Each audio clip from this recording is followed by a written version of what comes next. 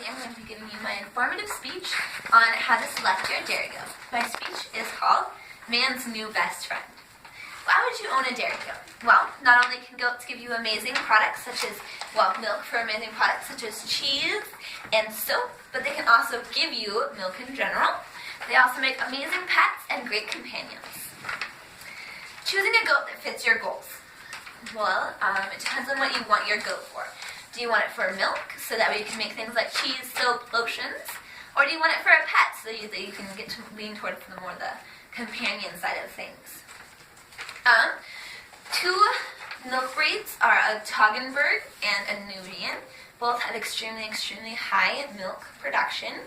The Nubian is known for their butter fat, and the Toggenburg is one of the highest producing milkers. A pet breed would be either a pygmy, a pet/meat breed would either be a pygmy or a Nigerian dwarf. However, Nigerian dwarfs are kind of cool. They can be a three-way. They can be used for meat, pet, and dairy. So they're kind of a fun little animal. So choose a breed that fits your needs specifically. As Hoger.com says, just as you can choose any breed of dog for a house dog, there are substantial advantages and disadvantages to picking the wrong one based on your wants, needs, and expectations. Okay? So that alone, I think that just kind of states in general how important it is to really, really consider what type of goat you want before you delve into the responsibility that it takes to care for one. Now, choosing a reputable breeder, check ADGA, that's the American Dairy Goat Association, for a respectable and reputable breeder. There are several in your area. I can guarantee it. You just have to go on ADGA and search their name or the name of a farm you would like. Check once you get to their farm, or you can research online, the milk production records of their dairy does, and as well as their production records of their does and bucks. Now, Hoger.com says that from 20 plus years of hands-on experience in dairy goats, their care and diet determine their quality of milk. So that kind of alone states how important it is to find a proper breeder so that you can get the proper milk lines that you would like. Okay? Now you can also ask around. There's a giant goat world out there for you to be able to tap into, and you can get various different various different breeders on various different breeds and various different tactics of how they raise their animals and feed them. Check out the farm and the herd. The two main things to check out are cleanliness and the health of the herd.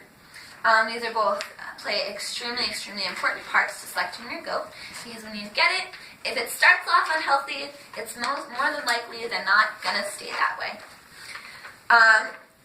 An article in the Dairy Goat Journal says that what tells you about looking at the health of the herd.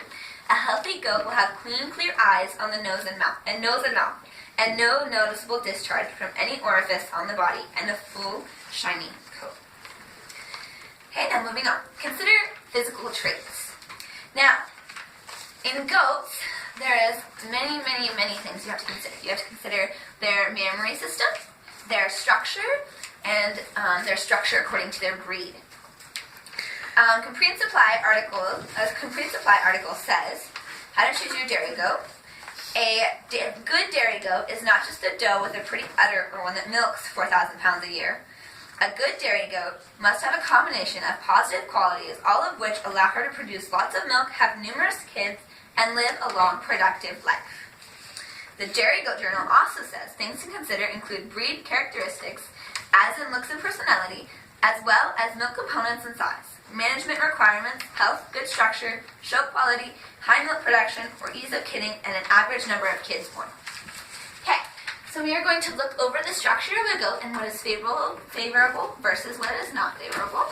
We are going to start with the forelegs and hind legs of a goat. Here.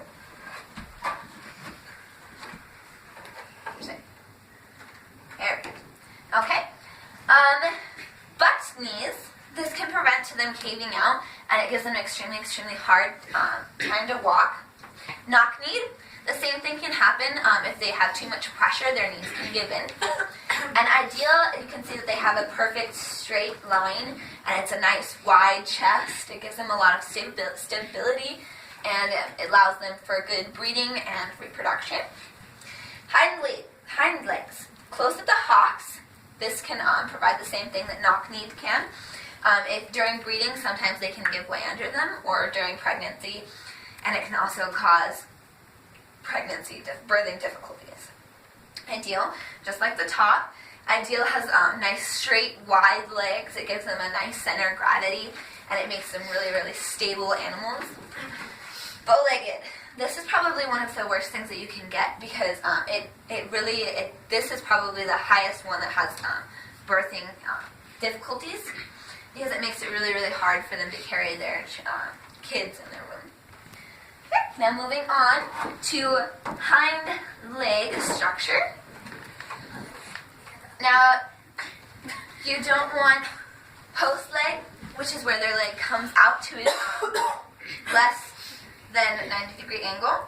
So it comes out a little bit, so it again knocks off their center of gravity. Sickle hocked is when their legs come forward, so they look kind of like spiders, in my opinion. But it makes it hard for them to walk in general. Like, it makes every day for these animals hard. Weak pasterns is when they're, instead of like a normal hoof, like here, so that's like that angle, it is kind of like this. It can give them hoof problems, and it also makes them more susceptible to hoof diseases. Okay, now moving on to udder structure. This is one of the most important things in selecting, especially a dairy goat.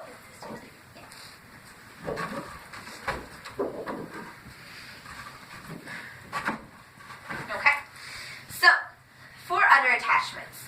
Broken is when they have, usually it's what they call a pocket, or no udder attachment at all. And this is broken. You can see how the udder's collapsed in the front. It makes it not only hard for the kids to suck on the mom, but it also makes it hard to milk, and it also lowers their milk production. This is the ideal udder. It has a nice, strong, no pocketed fore udder attachment. Rear udder attachments, broken, which can again lead to either pockets, indents, or an excessive indent, or no rear udder attachment at all. This is ideal. You can see how it has a nice structure to it, and it's really nice and full. Again, this is for the better production and nice cream and everything like that. It makes it really, really a nice dough to have and very accessible. Broken and weakened. Weakened is, again, which this is their medial-suspensory ligaments, which is the middle divider in between the two teats. If you have a broken one, it causes the teats to splay out, which can cause all sorts of bacteria to get into their orifices, and it can cause udder and teat malfunctions. Same thing with weakened. Weakened is not quite as bad, but it makes it harder for you to access their teats. And this is ideal. It's a nice, perfect straight line, and it's a nice structure. Okay, moving on to the top line structure. Oh, no, we have the teats, sorry.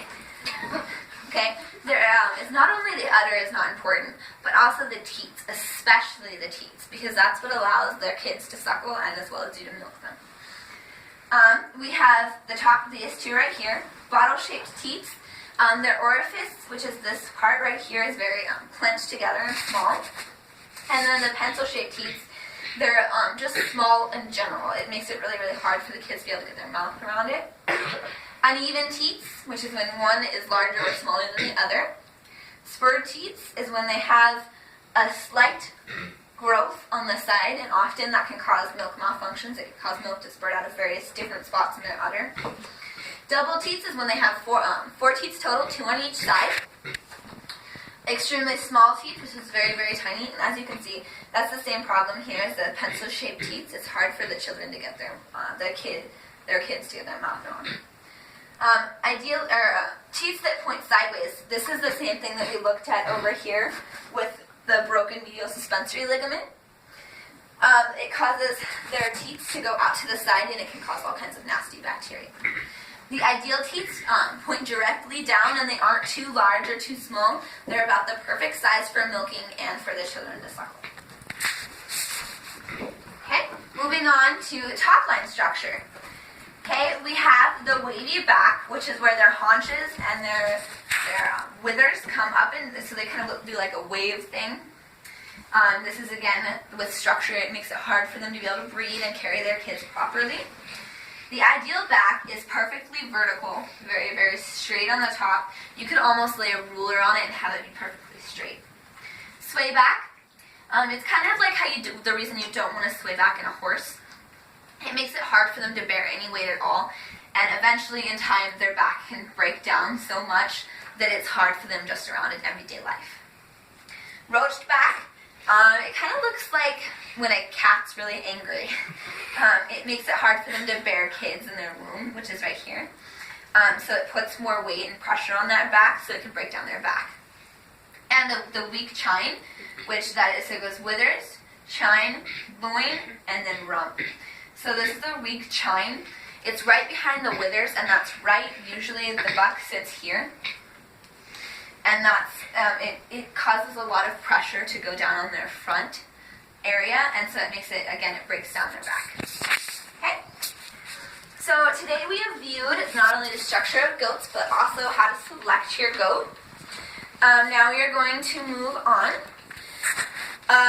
Before you purchase a goat, you should always make sure that you have the proper items. You should make sure that you have a proper pen, the proper castration and dehorning tools if you're getting a kid, a milk pail and the proper medicines needed, as well as the yearly vaccines that goats require.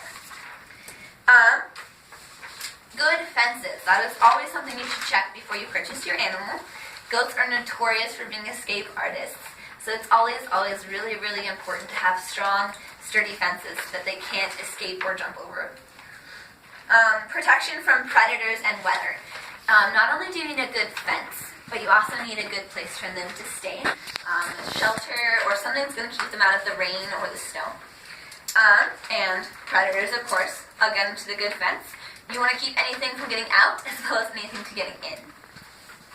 Alright, that is my speech. My sources are Hogarth.com, DairyGoatJournal.com, and Hogarth.com, CaprineSupply.com, and DairyGoatJournal.com. Thank you, and I hope you enjoyed my speech.